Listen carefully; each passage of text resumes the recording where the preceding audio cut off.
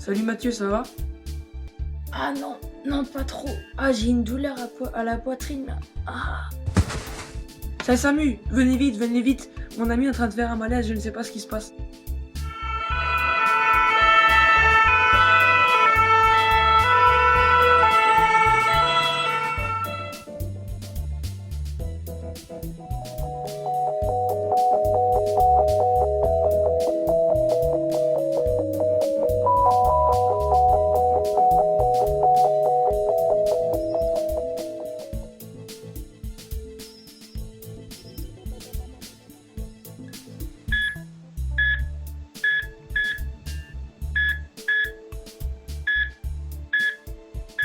Si l'on fait un arrêt cardiaque, on a beaucoup plus de chances d'être sauvé si l'on se trouve en Norvège plutôt qu'en France. Rien à voir avec l'histoire. Les Vikings n'étaient pas forcément plus résistants que les Gaulois. La raison est plutôt d'ordre culturel. Bien avant nous, les populations nordiques ont compris l'importance de former l'ensemble des citoyens aux gestes de premier secours. Apprendre ces techniques à un maximum de gens est indispensable, car les chiffres font froid dans le dos. 50 000 personnes, 50 000 d'entre nous meurent d'un arrêt cardiaque subit, soit 10% de l'ensemble des décès. Regardez voir, 140 décès par jour, 6 décès par heure, 1 décès toutes les 10 minutes, 10 fois plus que les accidents de circulation, l'accident de la route. 1000 décès au moins par an, pour toute activité sportive. Dans 70% des cas, ces accidents cardiaques surviennent devant témoins. Et malheureusement, moins d'une personne sur 5 commence un geste. Pour rattraper le retard accumulé sur les populations scandinaves, les pompiers du SDIS 68 ont fait suivre une formation à 11 000 petits Orinois l'an dernier. Sur invitation de la communauté de communes du Jura alsacien, des volontaires âgés de 10 à 110 ans ont pu assister à une séance pratique qui s'est déroulée à la salle des fêtes de Köslak. 1, 2, 3, 4, 5, 6, 7, 8, 9, 10. 1, 2, 3, 4, 5, 6, 7, 8, 9, 10. 1, 2, 3, 4, 5, 6, 7, 8, 9. Des mannequins et des défibrillateurs cardiaques ont été mis à la disposition de tous les participants. Mais face à une personne inconsciente, il faut passer plusieurs étapes avant de lancer une décharge électrique. Tim s'en souvient plutôt bien. C'est quoi les 3 gestes qu'il faut faire alors, la première chose? Appeler les secours. Faire la massage cœur. Sans que nous, en tant que médecins, en tant que scénaristes, on Mettre le truc. justement.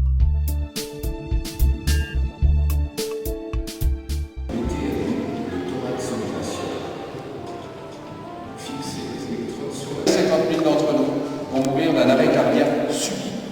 Alors, 50 000, ça correspond à 10% des morts annuels, ce qui est quand même énorme. 50 000 morts subites. Qu'est-ce qu'on appelle une mort subite? C'est quelqu'un parmi nous qui va s'effondrer brutalement. Apparemment, il est en bonne santé. On écoute d'abord ce qu'elle dit et on fait après. Donc vous placez le maintien devant vous dans le sens latéral. Voilà. L'autre main sur le dessus, doigt croisé en essayant de soulever les extrémités des doigts. Appuyez sur la poitrine avec le bras bien tendu, comme cela. Puis relâchez la pression pour laisser remonter la poitrine. 2, 3, 4, 5, 6, 7, 8, 9, 10. Entendez-vous les clics à chaque pression? Allumez votre défibrillateur d'entraînement et suivez les instructions, comme ceci. Mettez à nu le thorax du patient. Fixez les électrodes sur la peau, exactement comme indiqué. On remet les électrodes comme c'est indiqué sur l'image.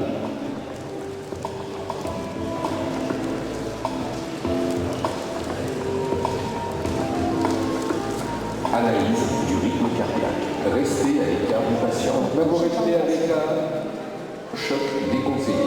Touchez le patient, ne présente aucun risque. Commencez à RCT. On reprend le massage cardiaque. 1, 2, 3, 4, 5, 6, 7, 8. toujours 3 gestes.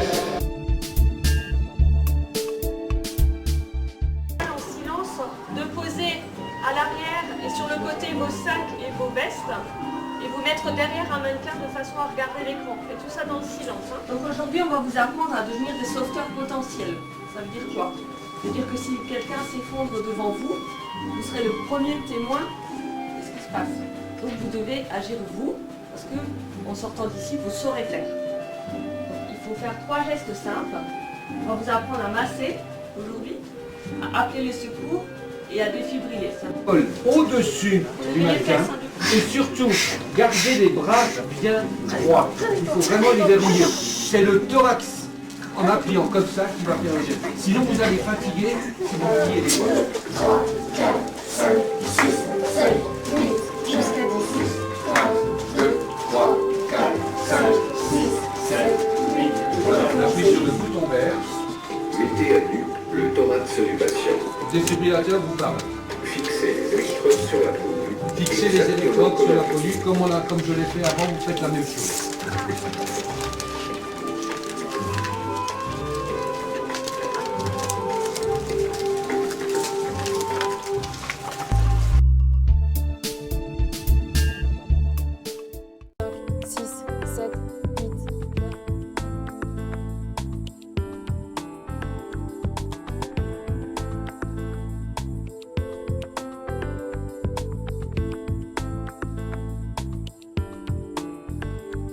Chaque jour en France, plus d'une dizaine de personnes présentent de façon soudaine et inattendue un arrêt cardiaque.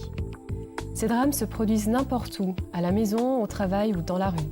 Si aucune aide n'est donnée, tous ces gens vont mourir. Aujourd'hui, certaines personnes survivent à un arrêt cardiaque car elles ont reçu une aide efficace et rapide.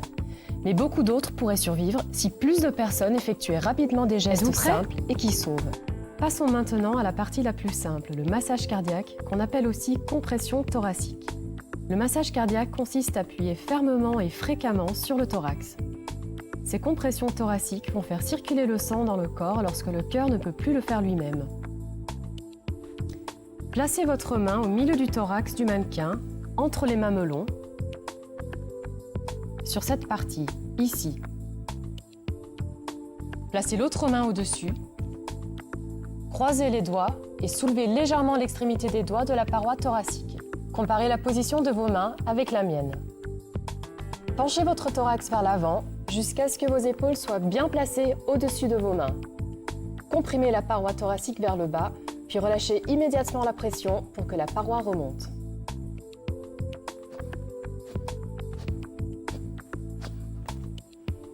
Bien, vous venez de faire une compression thoracique. Et une fois de plus, le talon de la paume d'une main au milieu de la poitrine entre les mamelons. L'autre main sur le dessus, doigts croisés en essayant de soulever les extrémités des doigts. Appuyez sur la poitrine avec les bras bien tendus, comme cela. Puis relâchez la pression pour laisser remonter la poitrine. Ok ? Enchaînons maintenant plusieurs compressions à la suite. Maintenant.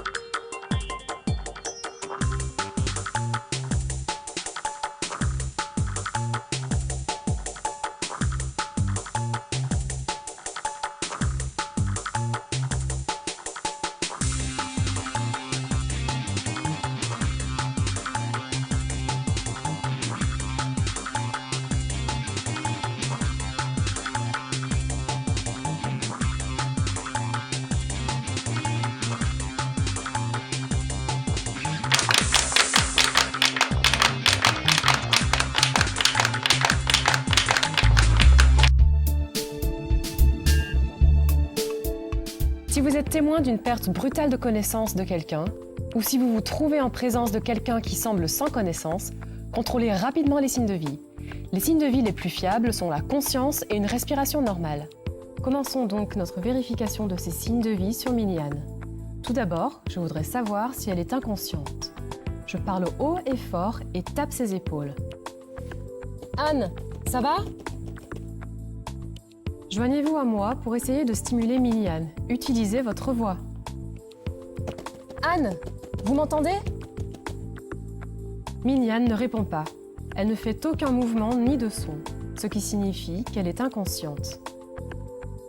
Si la personne apparemment sans vie répond à votre stimulation, cela signifie qu'elle est peut-être malade, en état d'ébriété ou qu'elle était tout simplement endormie. Dans ce cas-là, elle n'aura pas besoin de RCP. Ensuite, nous voulons savoir si cette personne inconsciente respire normalement. Nous allons vérifier si Miniane a une respiration normale. De cette manière, inclinez la tête vers l'arrière et soulevez le menton de sorte que les voies aériennes soient ouvertes. Personne ne peut respirer si les voies respiratoires sont fermées.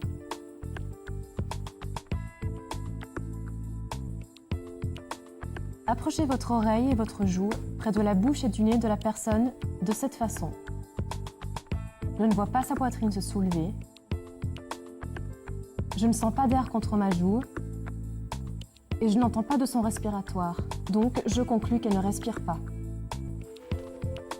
Elle est inconsciente et ne respire pas normalement. Elle a donc besoin d'une RCP immédiatement.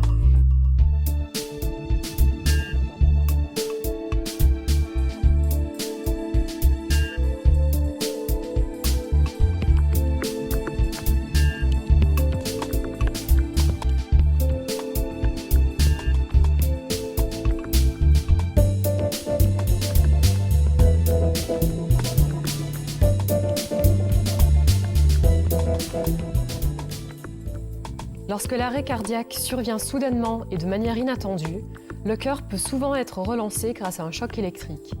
Ce choc peut être donné à travers le thorax grâce à un défibrillateur. Si vous êtes témoin d'un arrêt cardiaque, appelez immédiatement les secours. Si possible, demandez à quelqu'un de le faire pour vous et commencez immédiatement le massage cardiaque. Si un défibrillateur est disponible à proximité, envoyez quelqu'un le chercher et continuez le massage cardiaque. Vous allez maintenant apprendre comment utiliser un défibrillateur. Regardons un exemple.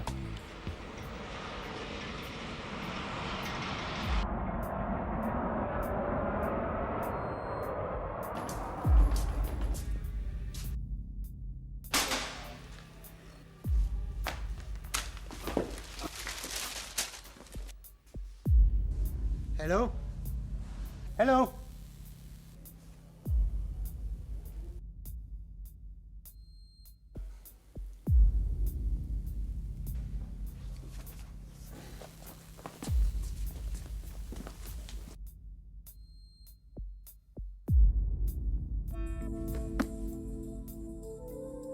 Tout d'abord, laissez-moi vous montrer comment utiliser un défibrillateur. Vous pourrez ensuite l'utiliser à plusieurs reprises. Madame, vous m'entendez? Ça va? Elle ne répond pas. C'est suffisant pour utiliser le défibrillateur. Mettez à nu le thorax du patient. Fixez les électrodes sur la peau nue, exactement comme indiqué.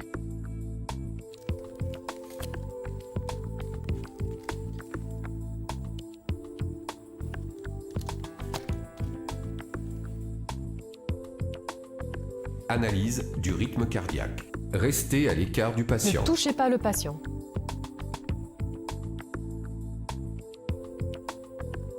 Ok, j'ai décidé d'utiliser le défibrillateur. Je l'ouvre, je le mets en marche et je suis les instructions qu'il me donne.